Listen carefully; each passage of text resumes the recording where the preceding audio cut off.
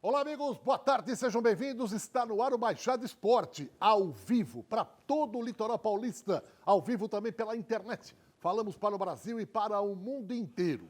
E hoje, segunda-feira, dia 22 de fevereiro, você confere os principais destaques do dia. Na tela, vamos lá.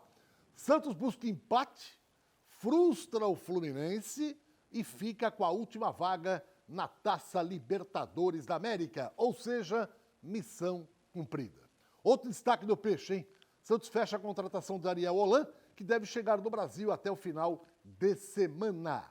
Outro assunto importante, o torcedor do Inter, que doou aquele 1 milhão de multa para o Rodinei jogar, promete encher um malão de dinheiro e dar para o São Paulo empatar, não precisa ganhar não, só empatar com o Flamengo no Morumbi. E o Flamengo está fazendo uma representação na CBF contra esse torcedor. Gente, Campeonato Brasileiro, outro, praticamente tudo consumado. Já quem caiu, os 4, embora um tenha matematicamente chance, a gente sabe que isso não vai acontecer. Os 4 que caíram, quem vai para a Libertadores, quem vai para a Sul-Americana, só falta o bolo da festa, que é quem será o campeão. Meu caro Guido Bortolomazzi, muito boa tarde para você, Guido. Boa tarde, amigos do Baixada Esporte. E aí o adeus do Cuca e a chegada do Ariel Holan. Provavelmente ele deve já essa semana aqui assinar contrato e já começar a programar o Santos para essa temporada. Porque dia 28 o Santos inicia o Campeonato Paulista contra o Santo André, jogando fora de casa. E dia 10 de março o Santos já joga com o Deportivo Lara, na Venezuela, pela Copa Libertadores. Quer dizer, não tem moleza. Campeonato Paulista, Campeonato da Libertadores, início do Brasileirão também. Começa tudo de novo e a programação para esse time do Santos tem que ser feita rapidamente. Se bem que o Ariel praticamente já conhece o elenco, porque todas as informações já foram passadas para ele e agora ele já começa a programar o Santos para esta temporada. E nesta segunda-feira conosco também o comentarista Aníbal Gomes. Boa tarde para você, Aníbal, tudo bem? Boa tarde, Edson. Boa tarde, Guido. Tudo bem? Tudo tranquilo? Evidentemente que aguardando aí a chegada do novo treinador. E essa notícia que você deu agora, quer dizer, o Flamengo, além de receber 1 milhão, ainda quer processar o cara, pô. Devia de agradecer, pô. Pois é, já vamos falar muito dessa última rodada também do Campeonato Brasileiro. Olha aqui, você que está em casa e você está com o seu automóvel e precisa trocar o pneu do seu carro. Venha para o Blanco, porque tem o maior estoque de pneus. E não é só o maior estoque, é o melhor preço em pneus na Baixada. E o Blanco tem, além de tudo, a melhor revisão automotiva também. Lá tem roda, alinhamento, tem freio, tem suspensão, escapamento, amortecedores, a super troca de óleo de motor, câmbio, com qualquer tipo de filtro. E olha, o Blanco tem 2 lojas em São Vicente, ali na Antônio Merique. Uma no número 551 e a outra no 456. Então pegue o seu carro, se quiser dar uma ligadinha no Blanco antes e leve para fazer a revisão completa e, é claro, trocar os pneus do seu carro pagando mais barato. Blanco Pneus, pneu barato, é aqui. É rapidinho, eu volto já, preste atenção nas mensagens dos nossos telespectadores, mas antes de ir para o break, já está na linha, João Paulo? Ainda não, né? Então a gente volta daqui a pouco com o Papinha da Vila, o nosso comentarista também, falando dessa rodada no Brasileirão que definiu tudo. Só falta o bolo da festa, que é o campeão brasileiro. É rápido, eu volto já. Ontem o Cuca se despediu do elenco do Peixe após levar o time de novo à Copa Libertadores da América. Portanto, agora o Santos é destaque aqui. Vamos lá.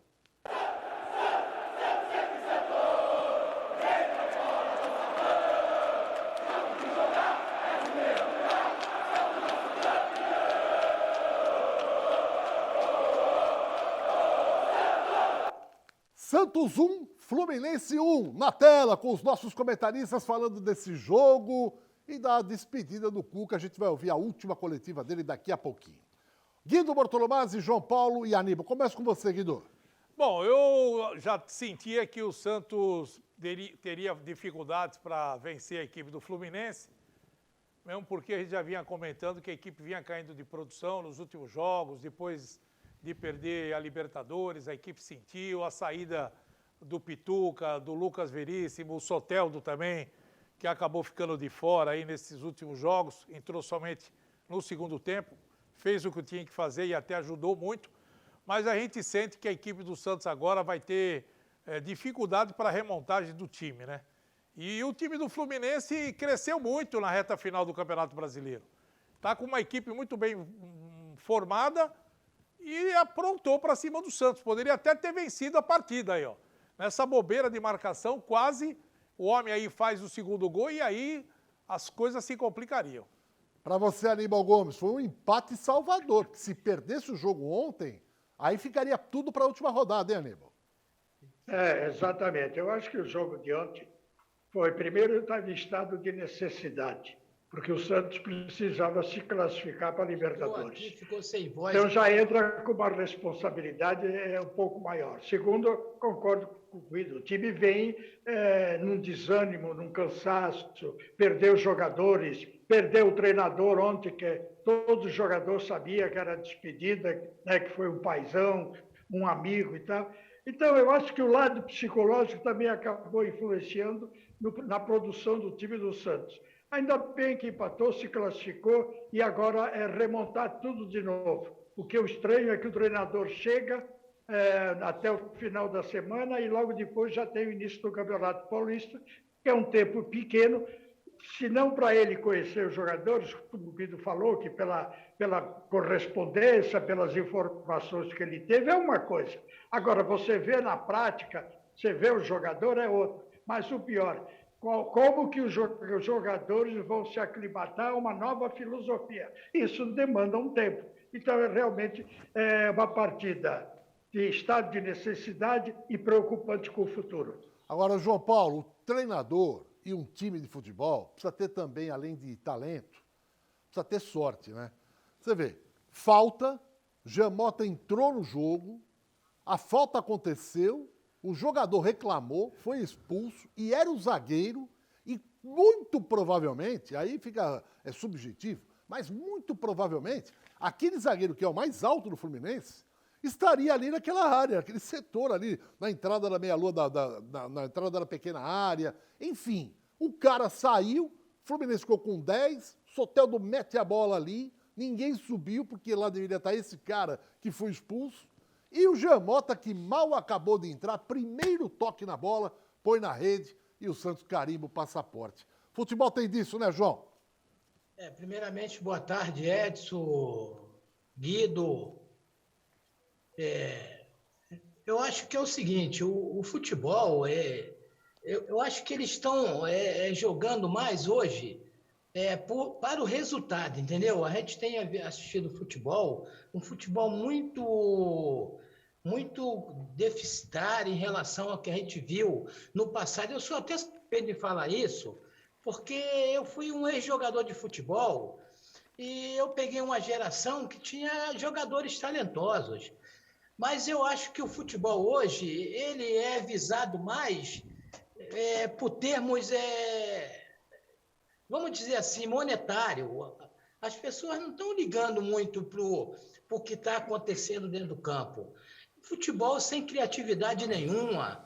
Eu acho que o torcedor, às vezes, até não gosta que a gente fale dessa forma, porque ele é paixão. Mas o futebol hoje, eu assisti o jogo do Santos, assisti o jogo do Corinthians, é um futebol muito pobre e que a gente tem pouca coisa até em falar em termos de positivo. É o que você falou. O rapaz entrou lá, fez o gol e praticamente é o que aconteceu com o Santos em relação ao jogador do Palmeiras. Mas eu acho que as pessoas estão muito visando esse lado. Eu acho que a gente joga para ganhar, né? Eu sempre joguei para ganhar, meu espírito sempre foi esse. Mas a gente tem que fazer as coisas hoje para lá no futuro também dar resultado. Que houve o comentário aí do Aníbal Gomes. É um futebol que a gente não sabe o que vai acontecer lá no futuro, por falta de talento e jogadores. E o problema que o Santos vai ter daqui para frente, com a chegada do Ariel, porque o Campeonato Brasileiro termina na quinta-feira. O Marcelo Fernandes vai comandar o Santos lá em Salvador contra o Bahia. O Santos já está classificado, quer dizer, para ele não significa nada isso daí. Mas vai significar para o técnico, porque ele vai analisar aos jogadores que estão à sua disposição daqui para frente. O que ele pode fazer com esse time do Santos? O Santos perdeu alguns jogadores importantes. Eu volto a repetir, eu estava até comentando com o Edson. Essa queda de produção que a equipe teve tem muito a ver com os jogadores que saíram, tanto o Lucas Veríssimo como o Pituca. Porque o Pituca tinha um papel fundamental no meio-campo. Era um jogador que tinha uma marcação forte, se movimentava muito, fazia todas as posições ali atrás, ajudava no ataque, saía com muita qualidade tocando a bola, e o Santos perdeu essa qualidade no meio. O Carlos Sanches está se recuperando. Pode voltar? Pode. Mas a diretoria também está analisando o valor que o custo-benefício hoje do Carlos Sanches. É um jogador que já está com uma idade avançada, também está ganhando muito alto, acima daquilo que o Santos está pretendendo pagar. Então, essa reformulação que pode acontecer no elenco pode prejudicar o time na temporada. Primeiro, o Santos não tem dinheiro para contratar. Segundo, não pode contratar, né? A situação do Santos é essa. Não pode contratar e nem trazer jogadores que terminaram o contrato e estão retornando. O Santos não pode nem inscrever. Vê que situação que o Santos se encontra. Então, o técnico Ariel, vai chegar no momento em que o Santos vai passar por uma grande reestruturação. E o que a gente espera desse treinador? É a pergunta que fica no ar. Bom, e o Jean Mota, que para muita gente não tem bola para jogar no Santos, acabou saindo como um herói, porque foi com o gol dele que o Santos carimbou o passaporte para a Libertadores. Vamos ouvi-lo. Jean Mota volta a marcar um gol depois de quase 5 meses, né, Jean Mota? O último gol foi em setembro contra o Delfim e agora, aliás, foi um gol na Libertadores e agora você ajuda o Santos a praticamente selar a participação na Libertadores da próxima temporada. Sim, meu último gol foi contra o Delfim. Foi um gol que deu a classificação para a gente nas oitavas. Espero que esse possa ser um gol também que a gente classifica. Ainda tem o Bragantino para jogar, mas se eles perderem ou empatar, a gente tem a chance de já entrar no G8. Então fico feliz por ter ajudado a equipe, que é o mais importante. A gente sabia que era um jogo difícil, eles vinham, né, motivados para entrar no G4, então a gente sabia que era um jogo difícil e fico feliz por ter ajudado. Uma temporada maluca do Santos, né, Jean Mota? Vocês chegaram até a final da Libertadores, apesar de todas as dificuldades que a gente fala sempre, né? Aí agora o Santos cai um pouco de produção, não joga o futebol que encantou, mas consegue a vaga no final aí da temporada. Sim, é difícil a gente se reerguer, mas a nossa profissão é assim, né? Chegamos na final com mérito, né? Jogando bem. Infelizmente a gente não vem fazendo bons jogos, porque é difícil também, né? A gente, como eu falei, se reerguer. A gente está buscando trabalhar sempre para a gente procurar aquele futebol que a gente vem jogando. Mas o mais importante é os resultados, né? Que nos dá uma confiança para que a gente continue fazendo o nosso trabalho. Tá aí o predestinado Jean Mota, né? Fez o gol da classificação das oitavas da Libertadores e carimba o passaporte do Santos para essa Libertadores de 2021. Último jogo do Cuca, que ele já deixou claro, ontem classificou e agora que vem o novo treinador, o Cuca já vai deixar o Santos Futebol Clube. Na coletiva de ontem, vários assuntos foram abordados. Dentre eles, o Cuca, a classificação para a Libertadores novamente. Missão cumprida? Bem, eu saio, lógico que muito contente com o trabalho, porque foi muito árduo, muito difícil e, ao mesmo tempo, muito compensatório, porque as coisas foram todas feitas com prazer, né? Como eu falei no dia da apresentação, que eu sentia que era um lugar para aparecer o trabalho, e apareceu, graças principalmente aos jogadores, né, que me entenderam e aceitaram os propósitos, foram ponta firmes em todos os sentidos, né? Nós formamos mesmo uma família, que no futebol não é fácil você fazer, onde brotaram muitos filhos, né, meninos, e ao natural foram amadurecendo dentro das competições, nos levando até a final da Libertadores, onde num lance perdemos, como poderíamos ter ganho, e muito próximo de atingir o objetivo, que é ficar na Libertadores desse ano, né? Na pré-Libertadores, e buscar fazer uma campanha tão bela quanto a gente fez na Libertadores passada. Então, eu acho que o trabalho ele foi muito bem feito. Rapidamente aqui, porque tem outras questões que a gente vai abordar ainda em relação ao Cuca.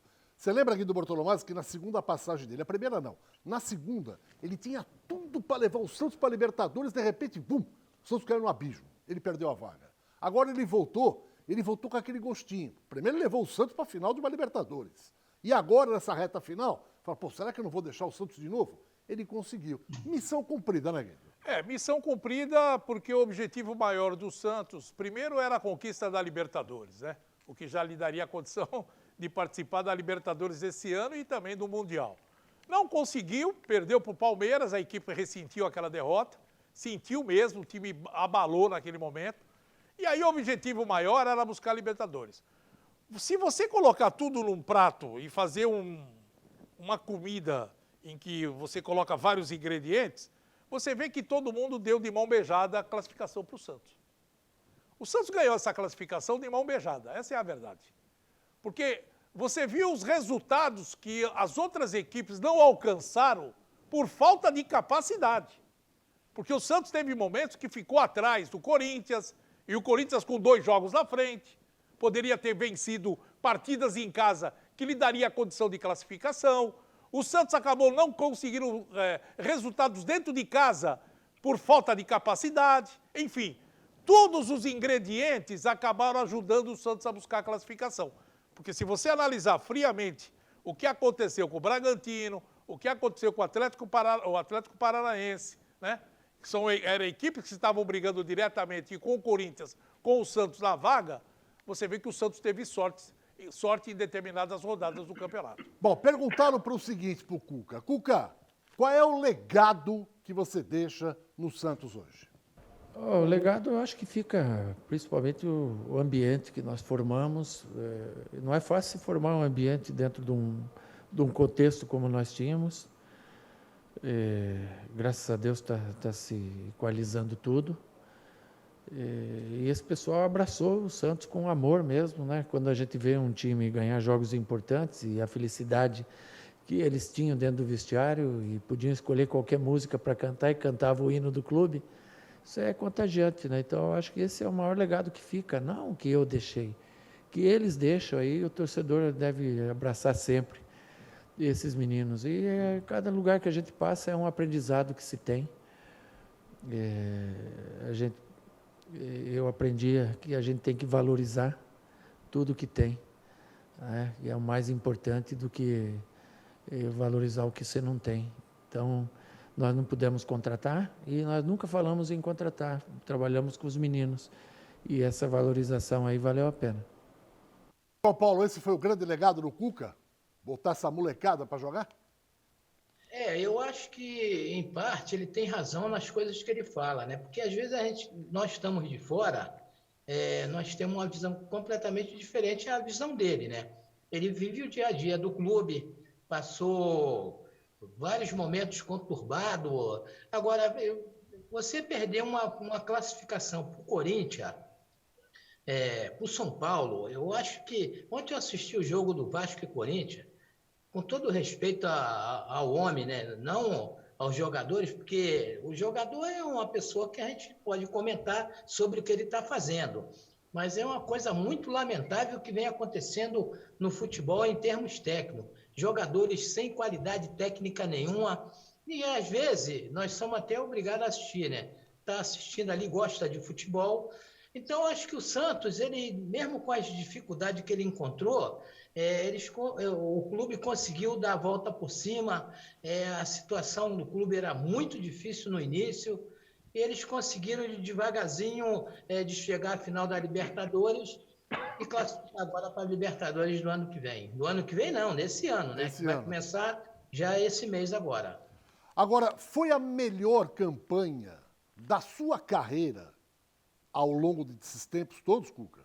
Sim, e foi um trabalho prazeroso. Ele é muito cansativo em todo sentido, porque eu me cobro muito, né? Me cobro muito, eu perdoo todo mundo, mas eu não me perdoo, né? Eu sempre busco um motivo, por que não fiz isso, por que não fiz aquilo, por que eu fui expulso, por que não tirei esse, não pus aquele. Então, isso aí te dá um cansaço enorme, né? E eu sou assim, não adianta. Eu acho que foi um dos melhores da minha profissão, sem dúvida nenhuma, porque em momentos, né, nós conseguimos jogar grande futebol, né, jogo com Boca, jogo com Grêmio aqui e lá, foram situações que a equipe jogou muita bola, né, e isso aí deixa a gente feliz. Apesar de ele ter sido campeão pelo Atlético na Libertadores da América, com todos os problemas que ele pegou no Santos, Aníbal, eu tenho a impressão que foi um dos melhores trabalhos da carreira do Cuca, hein? Você se antecipou o que eu ia falar.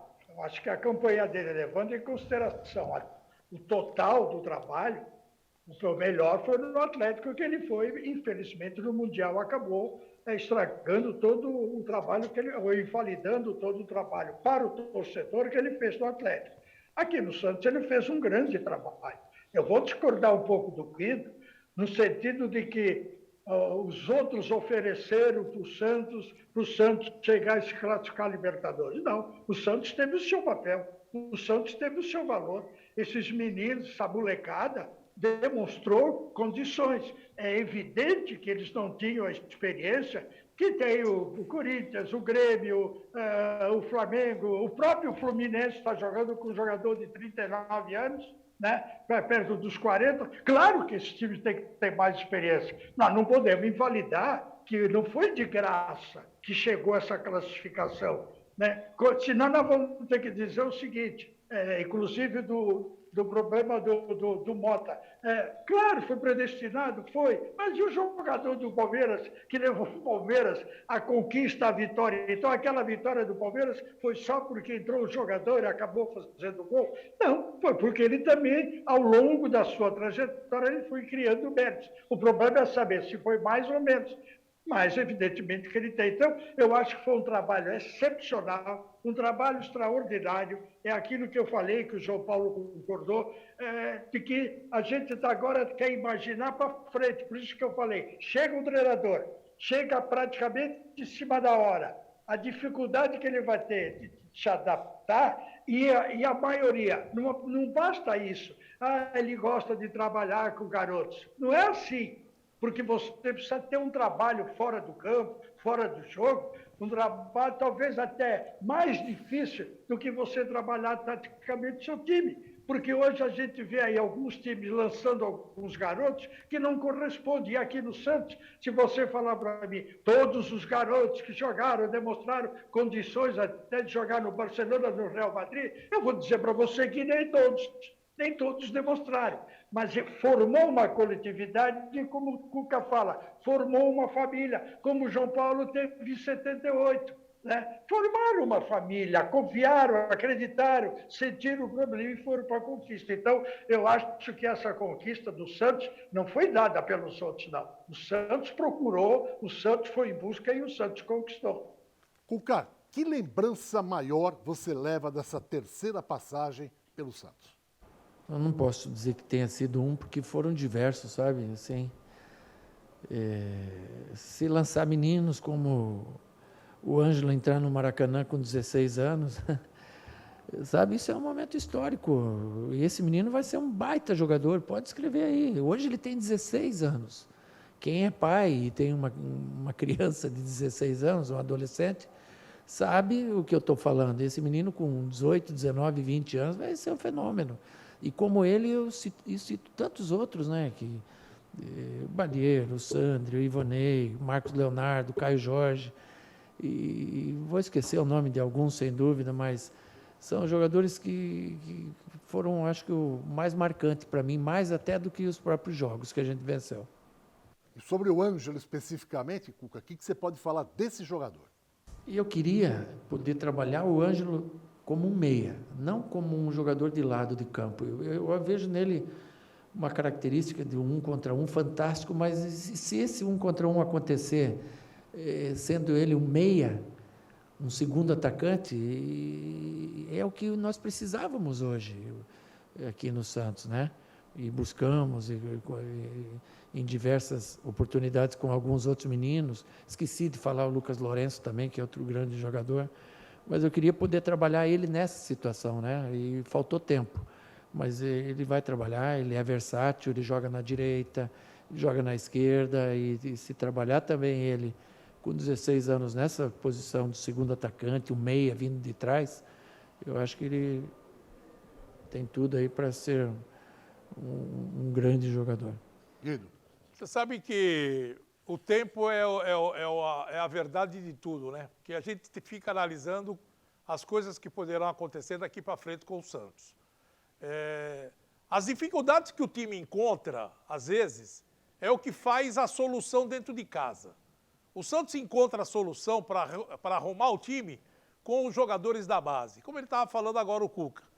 Se o Santos tivesse dinheiro lá atrás, lá em agosto, se o Santos tivesse bala na agulha para contratar, será que esses jogadores seriam lançados à equipe? Será que esses jogadores teriam oportunidade de jogar no time do Santos? Essa é a pergunta que não quer calar. O Santos nunca foi um time comprador, mas toda vez que entra para comprar, se dá mal. Aí tem que recorrer à base para resolver os problemas futuros. E está acontecendo isso novamente. Agora, uma pergunta que tem que ser feita. Isso deu certo com o Cuca, porque aquele negócio da falta não é responsabilidade. O time estava passando por um processo que todo mundo sabia da situação que o time se encontrava. Falta de dinheiro, falta de pagamento de salários, tudo atrasado, né? Dívidas para recorrer e tentar pagar na FIFA, a diretoria que saiu, a que assumiu. Todos esses processos fizeram com que a equipe entrasse numa competição, parece que não tinha nenhuma carga nas costas, né? E aí tudo fluiu, tudo deu certo, jogadores entraram, o time deu liga e o Cuca fez esse brilhante trabalho porque o Cuca tem essa capacidade de vestiário. Eu quero perguntar agora, o Ariel vai ter?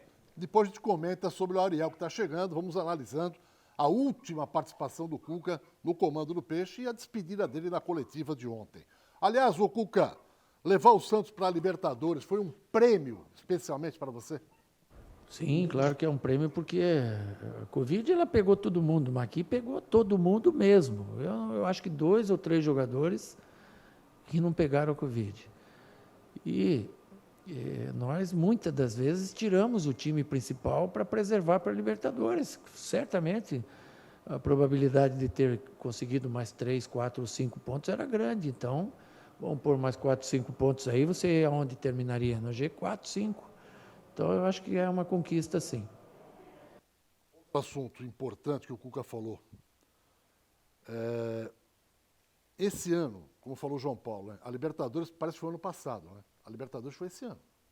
É que do ano passado, atravessamos o ano por causa da pandemia. Terminou uma agora, o Santos vice-campeão da Libertadores. Começa a outra agora, dia 3. O Santos já joga com o Deportivo Lara. Para você que está saindo do Cuca, esse Santos de hoje tem condições de repetir e chegar numa final de Libertadores, por exemplo?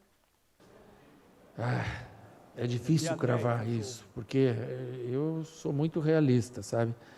E essa pergunta ela é difícil, porque perdeu o Lucas Veríssimo, perdeu o Pituca, perdeu o Raniel, perdeu o Jobson, perdeu o Sanches.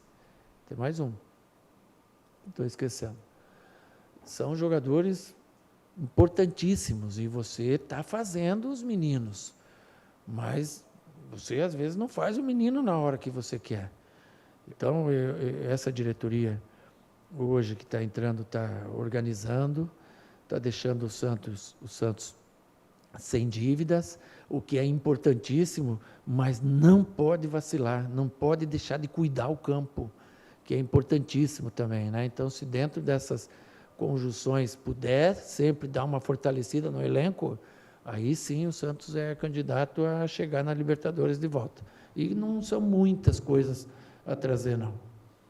E a última pergunta, o que você passaria para o novo treinador, você que está saindo? Eu já passei para os jogadores sobre o novo treinador, a ajuda que eles têm que dar, os mais experientes, os mais jovens, e como recebê-lo, que ele vai ter dificuldade no começo, ele vai chegar essa semana e já tem jogo domingo com o Santo André, daí na quarta tem a Ferroviária, aí no outro sábado tem o São Paulo, quinta-feira tem o Bahia, que também é um jogo que importa muito para o campeonato. Então o pessoal vai ter que aceitar mais o treinador do que tudo. E isso já foi conversado com o grupo, com os auxiliares, o Bebeto, o Marcelo Fernandes, o Jean, todo o departamento médico já foi falado para que eles recebam o Roland, que ele vem com pouca gente, com ele mais 2 auxiliares só, então ele vai precisar muito dessa turma aí, principalmente para o começo do trabalho. Muito bem. Foram 44 jogos nessa terceira passagem, 18 vitórias, 14 empates e 12 derrotas. E a festa de despedida aconteceu com os jogadores no vestiário.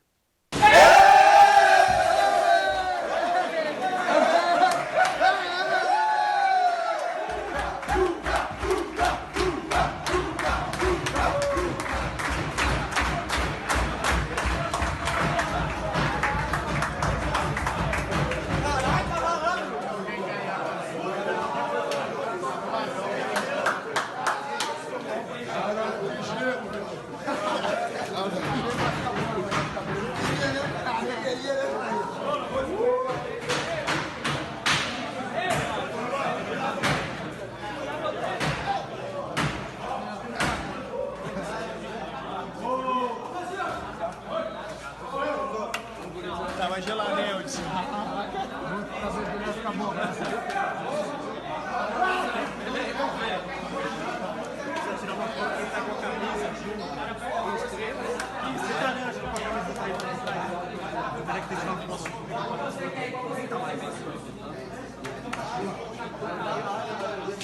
Vocês vão lá amanhã ou não?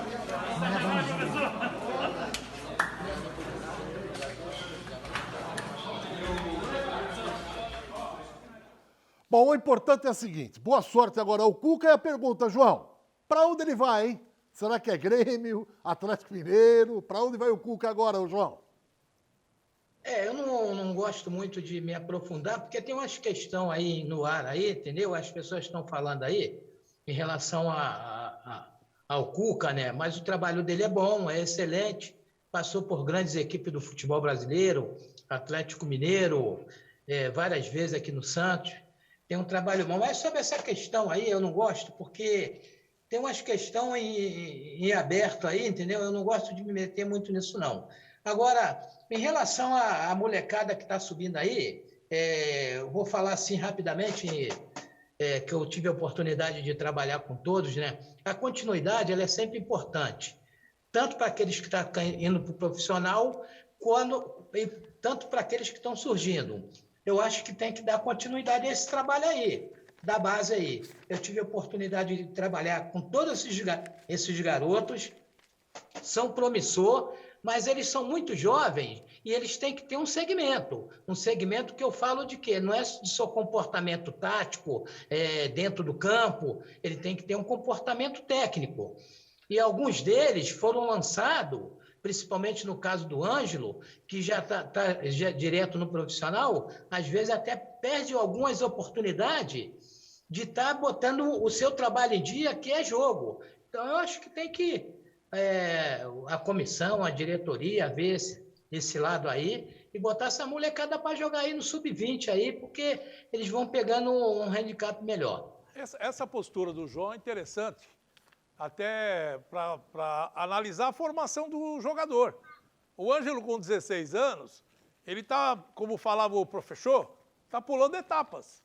Já está passando para o profissional. Agora, no profissional, ele vai ter todo o trabalho que poderia ter na base de novo? Trabalhar, o que fala? Jogar, não ficar parado, né? Não é só treinar, mas jogar. Ô Guido, vai lá, fica lá. Quando tiver jogo final de semana, o treinador do profissional libera os jogadores. Isso aí é bom para eles. É bom para o trabalho. Eu acho que o trabalho técnico ele é fundamental no futebol. Eu já falei isso aqui várias vezes e vou falar. Entendeu? Porque quando ele vai para o profissional, eles ficam aquele trabalho já de profissional e esquece esse trabalho, porque no profissional não existe mais os treinamentos de repetições, cruzamento, chute a gol, isso aí é só trabalho reduzido e eles vão perdendo o seu tempo, no meu ponto de vista.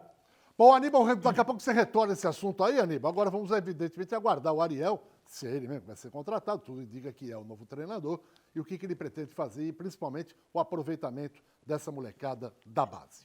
Olha, Baixada Esporte para a Churrascaria Ponto dos Motoristas em Praia Grande. A grande pedida para você, para sua família. Venha saborear o melhor churrasco, o melhor rodízio de todo o nosso litoral, hein? É a casa mais tradicional da Baixada. Tava com vontade de comer aquela picanha, aquele cupim, aquela costela, aquela linguicinha no ponto? Então, Churrascaria Ponto dos Motoristas é a grande pedida para você. De segunda a sexta-feira, você paga apenas R$ 49,90. R$ 49,90. Aos sábados, domingos e feriados, R$ 59,90. Churrascaria Ponto dos Motoristas em Praia Grande. Aquela mesa de frios, de salada e um atendimento maravilhoso para você e para toda a sua família. Saboreie a melhor carne e o melhor rodízio na Churrascaria Ponto dos Motoristas em Praia Grande. O intervalinho eu volto já já com mais Campeonato Brasileiro. Segura aí. Olha, meu amigo Zé das Batidas tem novidade para você, hein? Além de você saborear aquele frango a passarinho, com aquela batata, né? Com tudo que você gostar, porque lá tem carne, tem um serviço à la carte completo. A novidade agora é o torresmo de rolo. Aí, Aníbal. É uma delícia, tá bom? Então, vá saborear o torresmo de rolo, a grande novidade no Zé das Batidas, aqui no Canal 4, em Santos. Olha, ontem o título do Brasileiro... o Guido vai lá. Ontem o Flamengo e o Internacional do Maracanã disputaram praticamente uma decisão, mas a decisão ainda não ficou sacramentada. Vamos aos gols da vitória do Mengão e depois as polêmicas, né? Depois dos gols a gente vai mostrar aqui. Vamos lá, vitória do Internacional que todo mundo aguardava, acabava o campeonato. Mas se acabasse, não levava a taça porque a CBF não levou, Aníbal. Olha, veja bem, eu estava esperando que você mostrasse aí para poder comentar justamente as polêmicas, né? Porque, evidentemente, elas machucaram e tiveram influência no resultado. Então, se esperava tanto desse clássico do Flamengo e você vai começar a ver que tem certos jogadores ali que também estão jogando com 9, viu? Ou não estão gostando muito do Rogério Ceni, mas também estão jogando com 9. Se você analisar o clássico com o possível final de Campeonato Brasileiro, na minha ótica foi fraco. E aí essa arrancada bonita aí do Gabigol fazendo esse gol da vitória. Depois do jogo, reclamações. E o Rodrigo Dourado foi o primeiro, e olha só, acho que vai dar punição, hein? Presta atenção no que falou o jogador do Inter. Jogo decisivo do campeonato. É difícil falar, cara. O Klaus, não teria que falar. Cara, eu tenho certeza que ele errou. Não precisava expulsar, estragou o espetáculo. É triste porque era uma decisão para nós. O Flamengo também é um grande time, podia ganhar o jogo normal. Não precisava disso para eles ganhar. E agora vamos para a última rodada tentar ganhar e torcer para eles empatar. Dourado, mas o que vocês ouviram dos jogadores do Flamengo sobre o lance do Rodinei? Não, quando aconteceu o lance, ninguém reclamou, cara, ninguém reclamou. O Felipe Luiz tirou a chuteira, falou que foi sem querer, que ele sabia que o Rodinei tinha adiantado a bola e escorregou e acabou pegando ele. O próprio Diego, que era o capitão, falou que no máximo era um cartão amarelo e ele causou isso tudo num jogo tão importante para nós. É triste falar. Não sei se é a CBF ou quer que ele seja campeão. Hoje a gente poderia ser campeão hoje, os caras nem trouxeram o troféu para nós, então é difícil e eu acho que eles querem que o Flamengo ganhe. E o Abel Braga também, logo depois, falou a respeito do jogo. Vamos lá.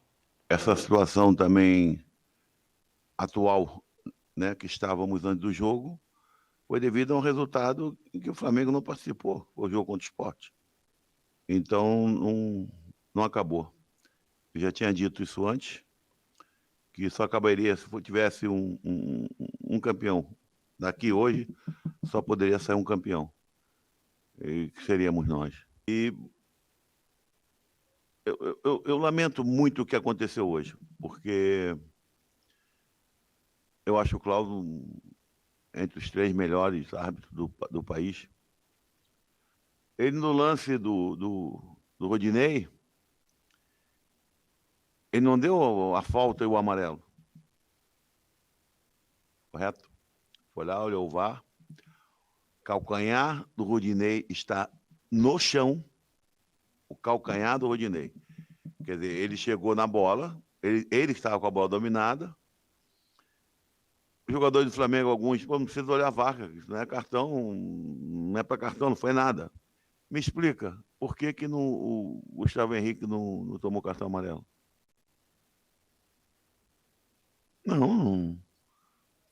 a gente não pode pensar no jogo do Morumbi, porque nós vamos deixar de fazer a nossa parte. Então, nós não vamos entrar preocupados com nada. De repente, São Paulo fizer 1-0, eu aviso. Fechar. Rafael Claus. Esse lance ele expulsou o Rodinei. Vamos mostrar como é que foi. Ele adiantou a bola e quando ele tentou pegar, pegou o tornozelo e deu o pisão, mas como falou o Abel, ele estava com o calcanhar no chão. O mesmo Rafael Claus, que apitou ontem e expulsou o Rodinei, nesse lance aí, ó. O mesmo. Olha lá. O ano passado, 2 lances semelhantes. Ele deu cartão amarelo. Vamos rever como foi.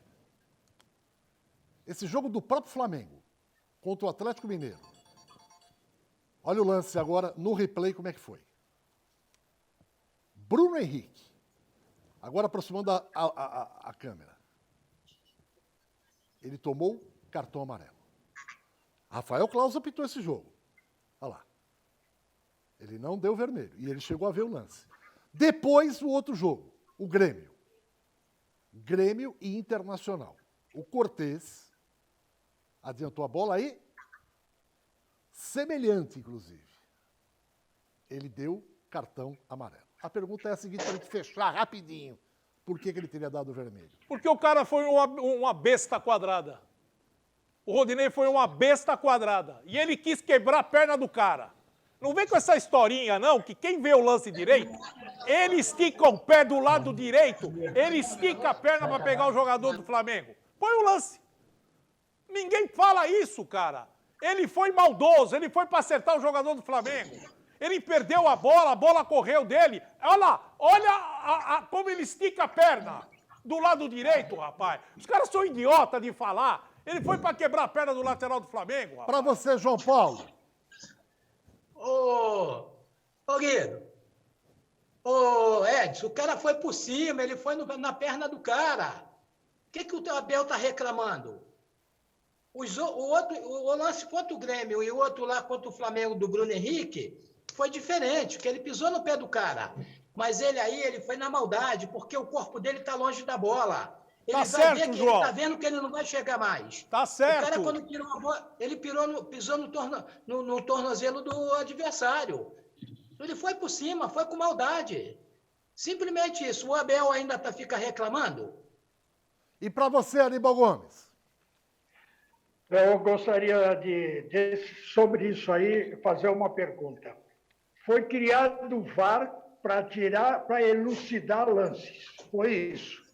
As televisões contratam ex-juízes de futebol para que eles analisem com a aparelhagem que eles têm no estúdio, várias vezes o lance, e depois, quando eles vão comentar, eles dizem assim: eu não daria o cartão vermelho, eu daria o cartão amarelo. Pô, mas aí eu vou... A lei não é clara.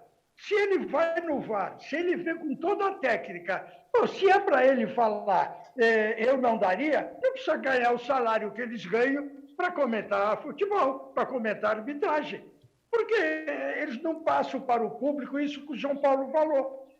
Então, se eles viram, tem que falar isso. É isso aí que eles têm que falar. Eles têm que mostrar. Errou, nasci por isso e por isso. Agora, eu não daria. Então, quem é que está a favor da regra? É o Klaus ou é os comentaristas aí da televisão, ex-juízes de futebol, que muitos deles falam umas palhaçadas que a gente não consegue entender? A minha dúvida é essa. Então, para que tem o VAR? Para que tem o juiz?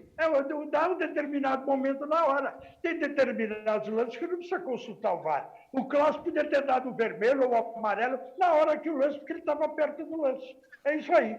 Bom, e a última rodada agora fica o Flamengo jogando com o São Paulo no Morumbi, o Inter em casa com o Corinthians. O Inter tem que ganhar do Corinthians e torcer para o São Paulo, pelo menos empatar com o Flamengo. A gente vai ao intervalo e volta já já com mais Campeonato Brasileiro para Blanco Pneus. Troque o pneu do seu carro no Blanco, não tem preço melhor. É o maior estoque e o melhor preço em pneus. Além disso, a melhor revisão automotiva, porque ela tem roda, alinhamento, freio, suspensão, escapamento, amortecedor e muito mais. Aquela super troca de óleo, de motor, câmbio, com todo tipo de filtro. O Blanco Pneus tem 2 lojas em São Vicente e na Antônio Merique, no 551 e no 456. Pneu barato é aqui, Blanco Pneus. O próximo bloco tem mais Campeonato Brasileiro. Segura aí. Bem, último bloco do Baixado Esporte para Top Center. Deu pane no celular Top Center. Há 10 anos aqui no mesmo endereço, na Rua Oswaldo Cruz, ao lado da porta principal da Unisanta. Eles têm todo tipo de acessório, qualquer que seja a marca do seu celular. Horário de atendimento presencial, das 10h30 da manhã até 8 da noite, de segunda a sexta-feira. Você mora em Santos, eu trabalho aqui, é só ligar no celular, que eles mandam um técnico, avaliam, faz o orçamento, você aprovando, eles consertam e você pode pagar no cartão de crédito. É só ligar 988-01-5626. A Top Center fica bem ao lado da porta principal da Unisanta. Top Center. Olha, o Vascão caiu pela 4ª vez e o Luxemburgo pede desculpas ao torcedor. Eu lamento muito de eu não ter conseguido, junto com esse grupo de jogadores, manter o Vasco na primeira divisão. Era um objetivo meu, pessoal, de vir ao Vasco da Gama e manter o Vasco na primeira divisão. Então, eu peço ao torcedor que entenda que eu busquei o máximo, que eu fiz o máximo, maior respeito pela agremiação, maior respeito pelo torcedor do Vasco da Gama. Torcedor, me perdoe, me desculpe, mas não consegui. Me doeu o máximo, mas não consegui. Então, da minha parte, eu peço desculpa. Agora, foi no geral que aconteceu essa queda do Vasco da Gama, desde o início até agora e de algum tempo para trás, alguns anos para trás, que vem passando muito perto. Um abraço e muito obrigado pelo carinho que vocês têm sempre tido comigo. João Paulo, 2 clubes cariocas da segunda divisão esse ano aqui. A sua mensagem final, João. Eu vou falar um pouco assim do Luxemburgo aí, ele não tem nada, porque o cara deu um chute do jogo Vasco e Corinthians, no gol, na entrada da área, ele conseguiu acertar lá na bandeirinha de escanteio. Aí vai ter que cair mesmo, não tem jeito. Entendeu? Um abraço aí para todo mundo aí. Ô, João, você que foi muito bom de bola, e bota bom de bola nisso, cara. Você deve ficar nervoso quando você vê essas jogadas, né? Você deve ficar Eu acho que você deve ter visto esse lance. A bola passou lá no bandeirinha do escanteio, tinha um vão aberto entre 2 placas. Ela foi lá pro final, lá no fundo, lá, ó. Então aí tá visto por que o Vasco não continuou na Série A. E você, João, que pegava a bola ali, olhava a cabeça do Juari, pumba, botava na cabeça do cara assim, ó, parecia que tava voltando com a mão. Aí vem o Léo Natel, com 4 jogadores do time sozinho para receber a bola, ele chuta lá na arquibancada, e é outro time também, que tá, ó, de bom tamanho. Arquibancada também. Um abraço, João. Também. Aníbal, um abração, boa semana. Um abraço para vocês também, um abraço, João. Deve ser duro. Guido Bortolomaz, até amanhã, Guido. Mas o Campeonato Brasileiro, ele não perdoa, não. Ele não perdoa. É isso que acontece. Os 4 que caíram, mereceram cair. E pronto, fim de papo. Um abraço, até amanhã. Gente, muito obrigado pelo carinho da sua audiência, mas eu fecho o programa de hoje com a declaração do João Paulo, nosso papinha, né? Que jogou muito. Às vezes você vê cada jogador na primeira divisão com camisa de clube, de peso, que não jogaria na 5ª divisão há alguns anos atrás. Não muito distante, hein? Há muitos anos atrás, não. Há não muito tempo atrás. Esses que estão, na maioria, na primeira divisão, seriam reservas numa 2ª divisão, para não ser exagerado. É muita ruindade, muita ruindade. Até amanhã. Tchau.